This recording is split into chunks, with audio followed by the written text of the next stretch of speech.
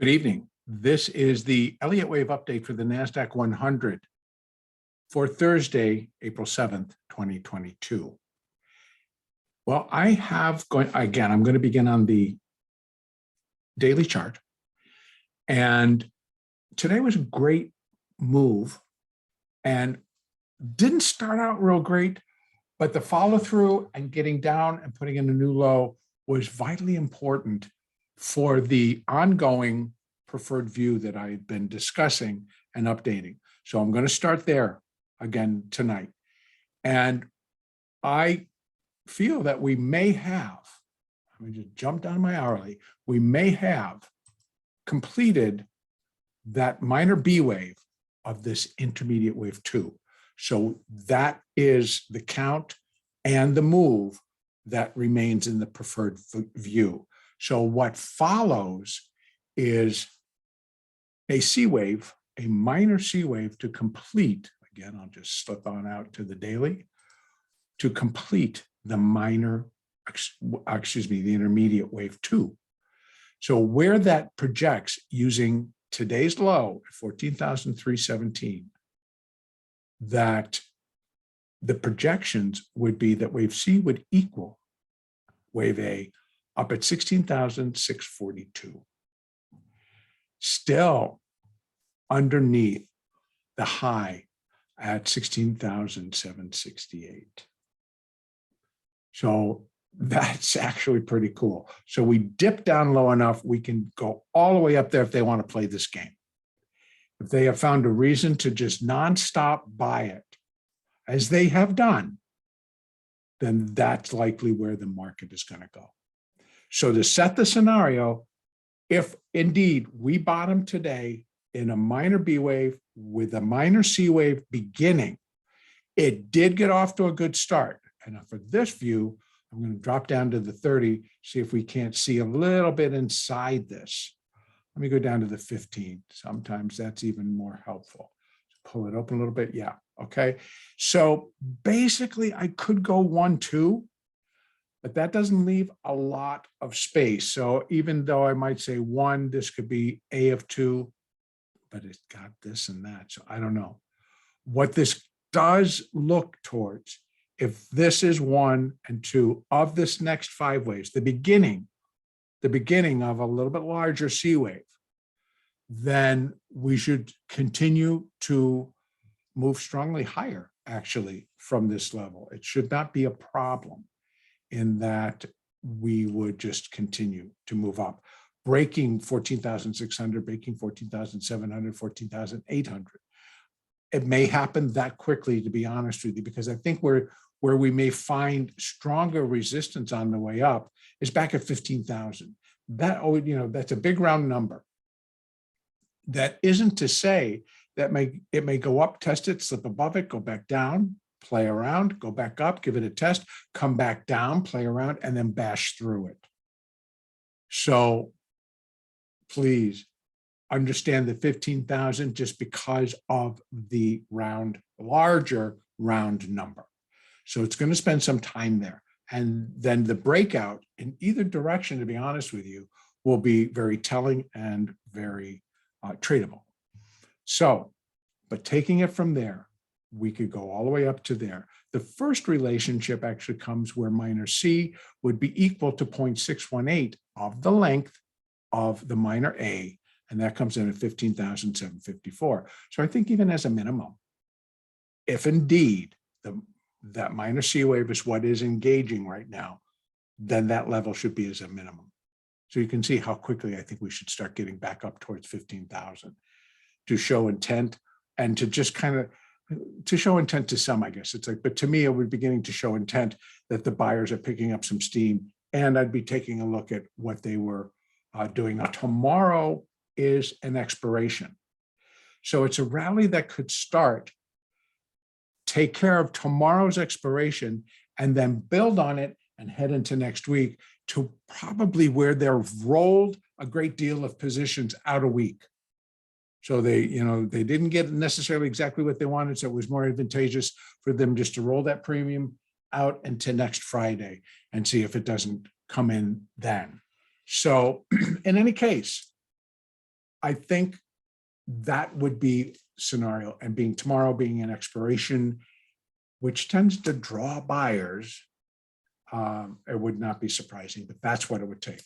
Now, going back, I'm going to take down this particular upside scenario, leave the labeling as it is, but I want to begin to talk about what could happen to, that would be, yes, correct. I'm going to do the downside as if this is wave one, wave two, and this indeed is intermediate wave two up here. So that's going to come in at 68.75. Right there. I'm going to go for it. This would be the downside. So I am going to go back out to that daily, because what we would be talking about, and this is the part two, this is the second scenario, of which we are running parallel together with the upside. So there's an upside and there's a downside component here, and both. So it's a 50-50. There's enough going on that is coming through on the interest rate front, that's coming through on the inflation front, that it could sorely or surely prevent a rally from picking up from here, no doubt. So the downside, again, leaving this as minor wave, leaving this as intermediate wave one, this would then become intermediate wave two. And this would be one of three. Okay, so now I'm going to break it back down off of the daily, come back down to the hourly. So this would, I found this, okay, we would go one of three, two of three, one of three would have just completed. Because if you remember, what I was looking at was a five-way structure down, and it needed, this was the end of three. And I was thinking this is four. And I could put four there, ends in a failure, put four there, ends in a failure. It works. It's not that severe. So I'm going to say 3, 4, 5. So it did 5 down from there. So if we were, and remember, if I was saying 1 of 3, 2 of 3, 3 of 3 is going to be major. It's going to be a smack in the face. And rallies are going to be as intense as some of the declines. It could be very deceiving, because we're getting, this was a strong bar, and that was a strong bar, and that actually was, but it failed halfway through because it was moving towards the close. So you get, there's a lot involved, but in any case, it did sell off into the close, but then they picked it right back up. So what would have to take place is, if indeed this is only A, B, and we get a little bit of a C wave and we come back up and then flip around, or from here flip around, and then from a 1 hour chart, I'd go down to see what all of this looked like, to see if it couldn't be an ABC, and this would be the wave 2 of 3 of 3. It's going to get complicated, but understand that's the size of the decline I'd be looking at. Now I'm going to go back out. If I'd be looking for it as, this is 1 of 3, and that basically is from here to here, 1 of 3, a 2 of 3, and now we're dropping in the largest segment, and in what I would likely say can be the most destructive price-wise segment. So it would not be a problem to start breaking down. It wouldn't be a problem to break below 14,317. It won't be a problem breaking below 14,000, 13,900. I mean, I think taking the 13,900 handle start to finish probably wouldn't be that much of a problem, as I don't think that 13,806 would be. Then it spaces out a little bit, so it could pick up again. We have support, we have some price support a little bit here and there, but these are the Fibonacci numbers. Now the third wave in its entirety, from there, I'm looking down here, 9,070. And that would, let me take that back. That's going to be the entire intermediate third wave, 9,070. So we're now just entering into the 1 of 3, 2 of 3, 1 of 3 of 3, etc. So we're getting ready to drop into that 333 wave. And that's the one that I think can just pick up some steam and go and break and break and break. and then we get a 4, and then we get a 5, and then 3 is done. Then we get another 4, right? Because we're minor. We get another 4 and another 5, the minor, and then that will be the completion point for intermediate wave 3.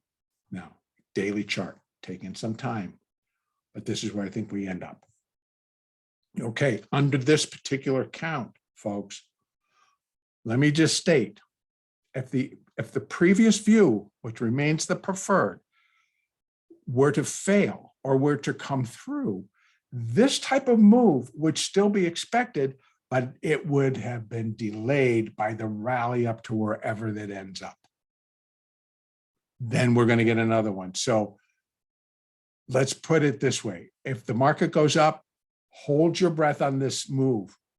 It will happen, and you will know it will happen because it'll be in the same style. We're going to go up first, very tradable, very workable. Our larger moves, the pushes, are going to come to the upside. So the problem comes in when the volatility kicks up so much that it really sits and hits both sides.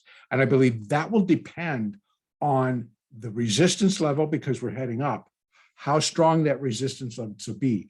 Right now, honestly, on the daily, the 200 is being a stick in the mud, and that's at 859 right now. So if this rally is really going to start breaking to the upside, it's got to get itself above 14,900, because the 200 is sitting actually pretty well below it. The 200 is sitting at 14,837. So I'm going to kind of complete it there, but these are our possibilities, and this is how the market needs to set itself up and actually do, so that we're getting enough signals. It's like we're getting stronger green lights to go ahead and trade from the long side versus looking for shorts. So I think the power plays would likely come to the upside if the preferred view stays in force. All right, I'm going to leave it there. Our next update will be on Sunday, the 10th.